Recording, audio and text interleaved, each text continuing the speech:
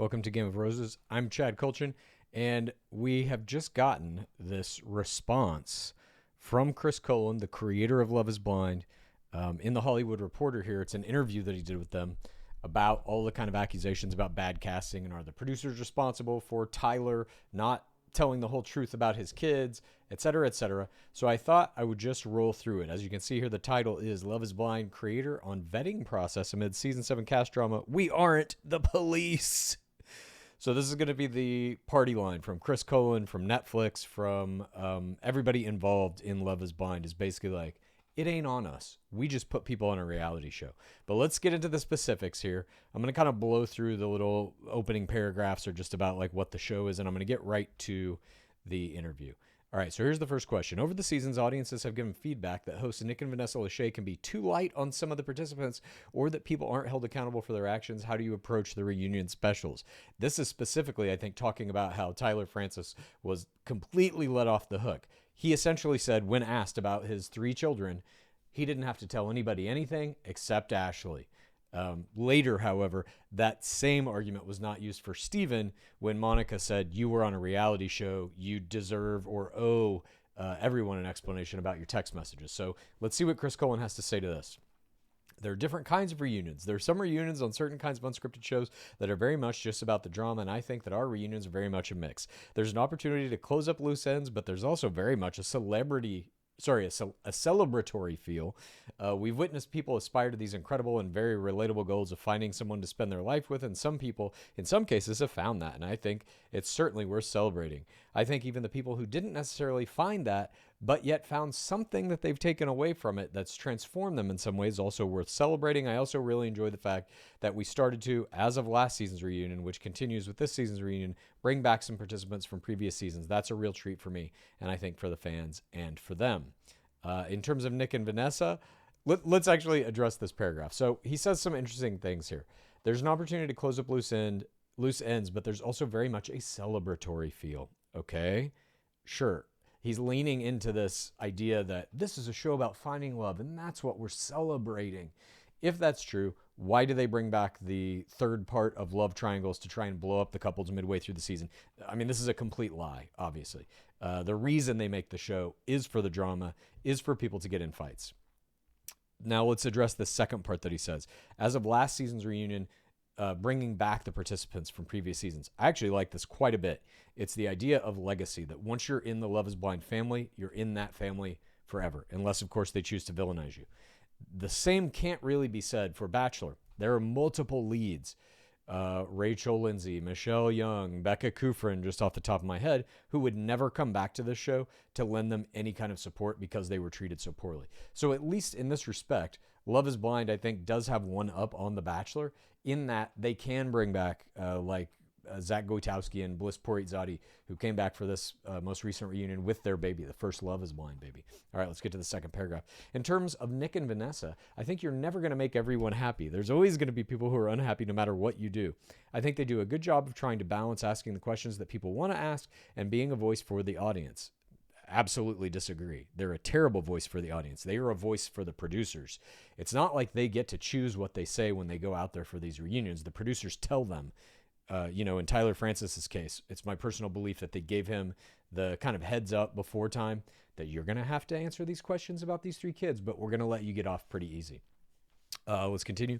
Then just very much wanting to see people succeed as well. They're not there as interrogators. Really?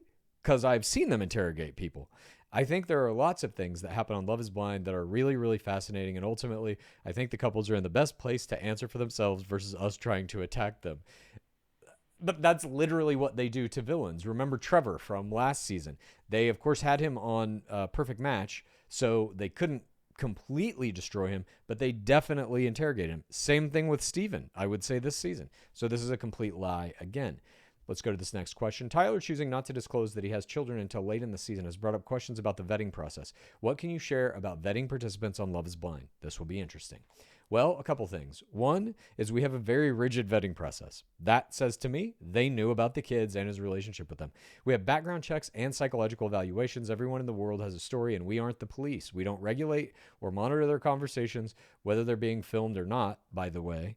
We're not dictating to them what they should talk about, what they shouldn't talk about. If someone has children or doesn't have children, that doesn't preclude them from participating in the process.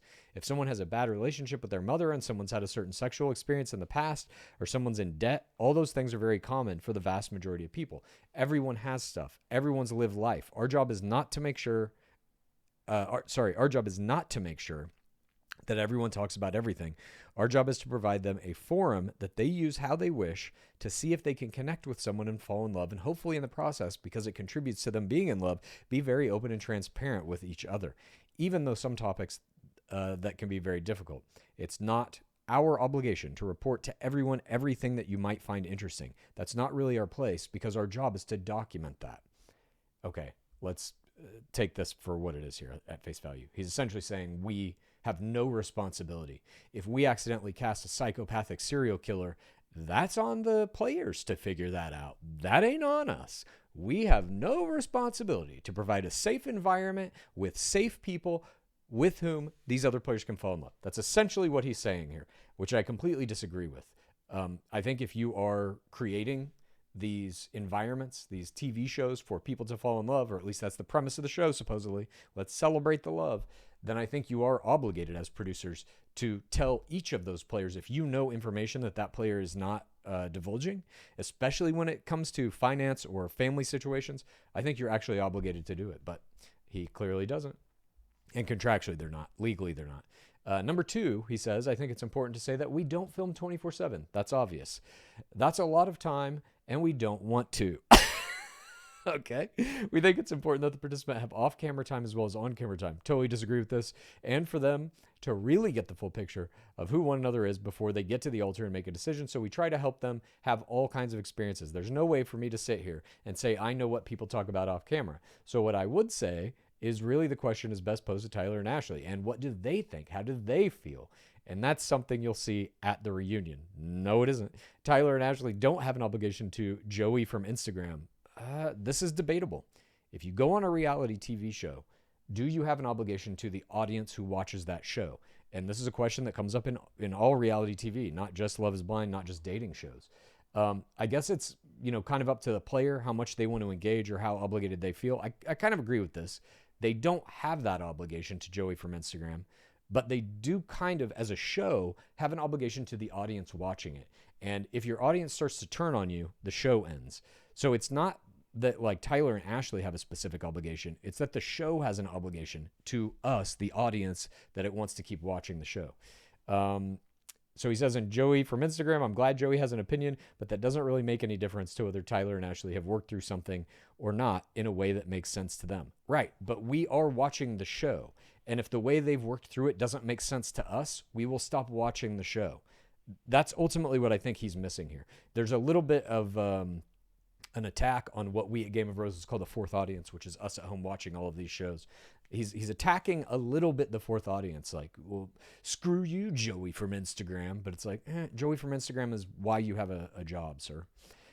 Next question. That leads to a question about Tim and Alex and not getting to see two of the big moments that led to the demise of their relationship on the show.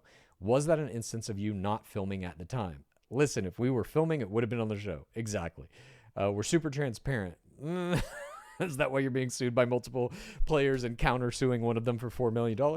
There are some producers in the unscripted space whose philosophy is if it doesn't happen on camera, it doesn't happen. That is not my philosophy. The philosophy we have on Love is Blind is that whatever happens, we want to do our best to be able to explain what actually happened, which I think this season they did a terrible job of. That's what we try to do, and sometimes that can be frustrating to people. Well, why didn't we see that? Because we weren't filming. Or as Alex just said publicly, there were certain things Tim wanted to keep off camera. And by the way, probably to their detriments. And again, I don't know if that's true. I just know that's what she said. So we can't control that. And if that's something they're going to do, then that's something they're going to do. But we certainly want to get them then to talk about it. I think this philosophy is bad, just in terms of reality TV production. My personal preference, I suppose, is shoot 24 hours a day.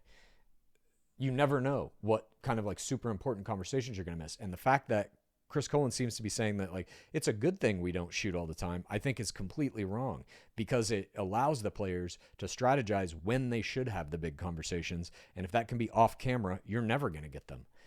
I think this is just a bad strategy, a bad reality TV production philosophy. Let's move on to the next question here. We also saw in the preview trailer that Hannah accuses Nick of being on the show for disingenuous reasons, which is not a new claim. As the show continues to gain popularity, has it gotten harder to determine who's really there for love versus who's hoping to be internet famous? All right. Even in the question, there's something wrong here. The idea that it is one or the other. You come into these shows to either get famous or find love. The truth is, everyone is somewhere in between. They all want fame and they all want love. You can achieve both. You can achieve one or potentially at the cost of the other. But the way this is positioned, has it gotten harder to determine who's really there for love versus who's hoping to be internet famous? Everyone is both in all reality shows, all shows about dating. Let's see what his answer is here. And also, I would just like to say before we get to his answer, Nick getting accused by Hannah of being on the show for disingenuous reasons was the thing in the reunion where she found a notepad and he said one of his goals was to like become the most famous person from the season or whatever. They all want that. She wants that too. They all want to be influencers. I just, in 2024, I find this kind of an accusation.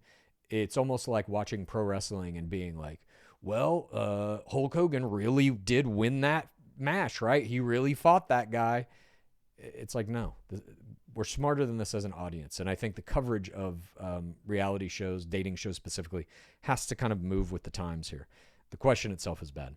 Coelen says, well, you can never know what really is going on in someone's heart, in someone's head. Yes, you can. They all want to find love and they all want to be famous. Only the person living it really knows that. I also think just because you're interested in participating in Love is Blind or being on TV, that doesn't mean that you don't also want love. Okay, this is interesting. He's starting to make a little sense here. The two things can coexist very peacefully. Yes, agreed. For us, and sometimes we're wrong, we try to discern whether or not someone's primary motivation is in the big if. If, in the instance that they find someone they fall in love with, are they truly interested in being married? That's the big if, regardless of any other factors. And I think we do a pretty good job of vetting for that, and that's something I care a lot about. I also think people say things in the moment when they're hurt or in the heat of an emotional moment that comes from a place of anger. We'll see for ourselves when the reunion airs tonight, but I certainly have my own perspectives on that. I think that we can all see what went down and form our own opinion about it. All right, so up top here, at least in this answer, Coelen does make some sense. He's agreeing basically with what I'm saying, that everybody, or at least some people, can come on and find both.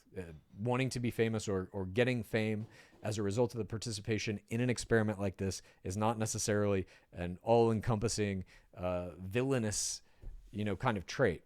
But him saying, like, we're trying to vet, will people really get married or whatever, I think to some degree. Like, they need an A couple in every season. This season it was Taylor and Garrett. Brett Brown and Tiffany Pennywell have been a couple. In season 1, it was Cameron Hamilton and Lauren Speed.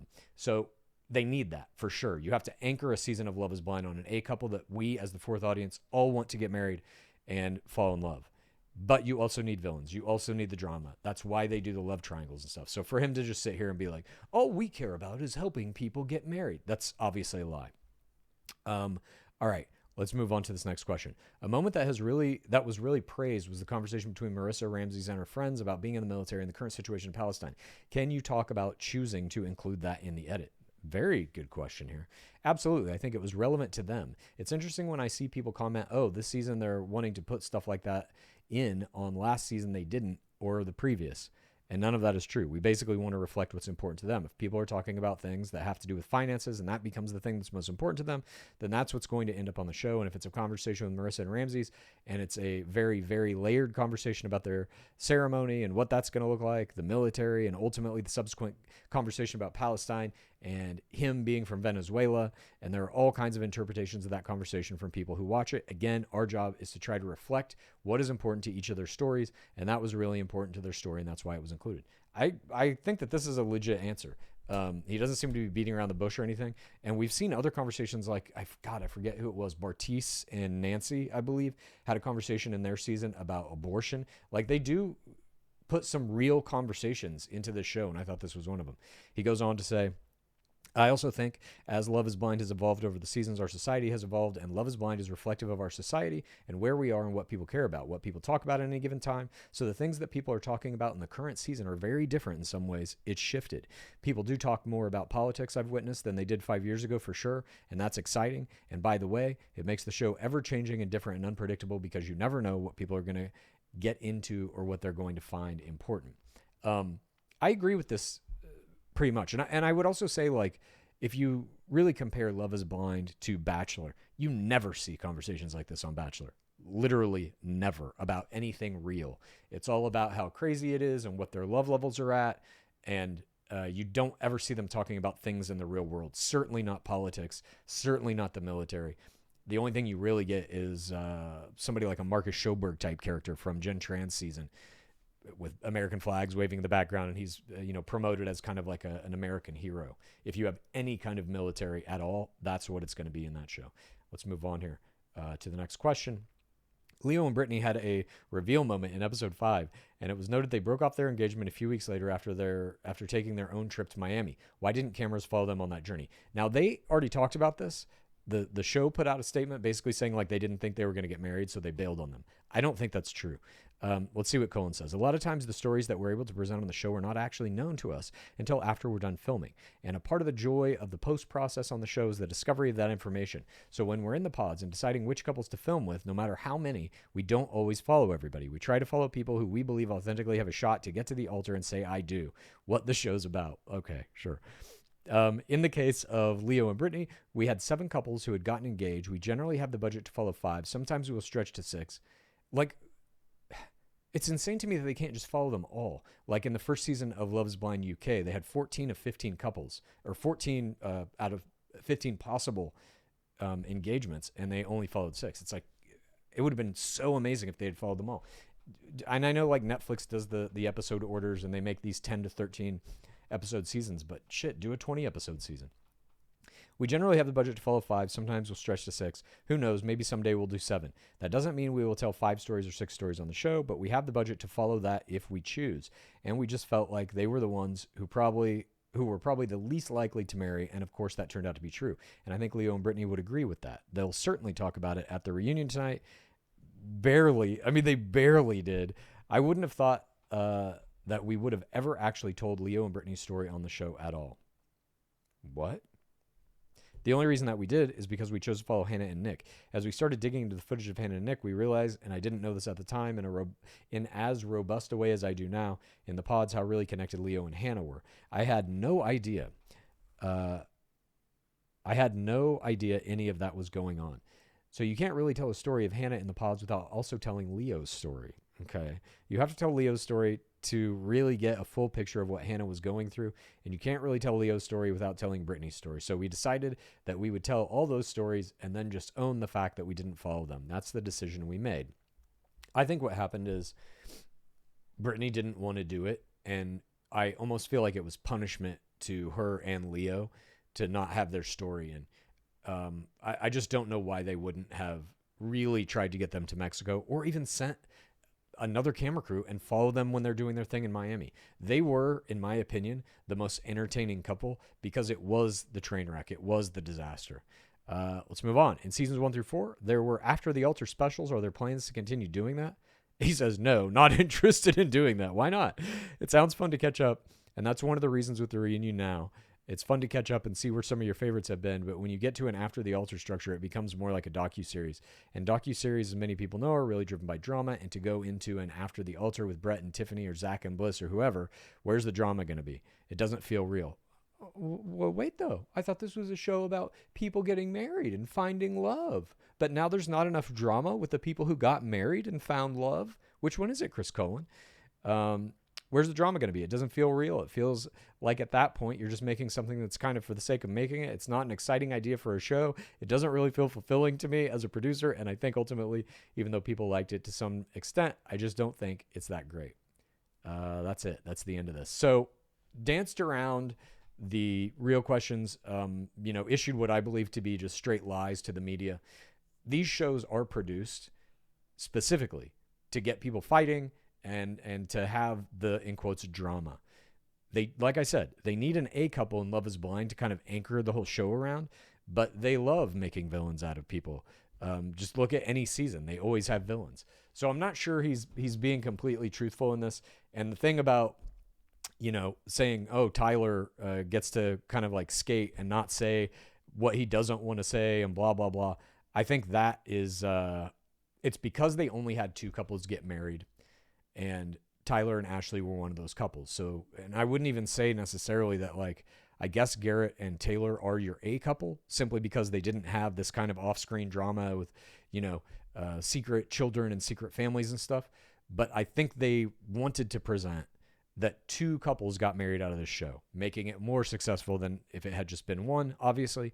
And so they had to give Tyler space, essentially. They weren't going to like press him too hard at that reunion because they need him and Ashley to be a success story. And so they continued to let him lie on stage there. But that's it. That's Chris Coelen's response to everybody's reaction that the reunion was pretty lackluster and that they let Tyler skate completely free without having to really answer any questions. Again, in the quote there in the headline, "We aren't the police." And that is evident. Thank you for joining me, and I will be covering much more of Golden Bachelorette as that season is winding down. We're going to get the Men Tell All, and then the finale coming up in just a couple of weeks. Then we'll have a little bit of an off season before January picks back up with Trader Season 3 on January 9th. Bachelor Season 29 with Grant Ellis is going to be kicking off probably late January. And then February 14th, 2025, you got Season 8 of Love Is Blind, which I'll be covering here and on our Patreon at patreon.com/GameRoses. Thanks for joining me.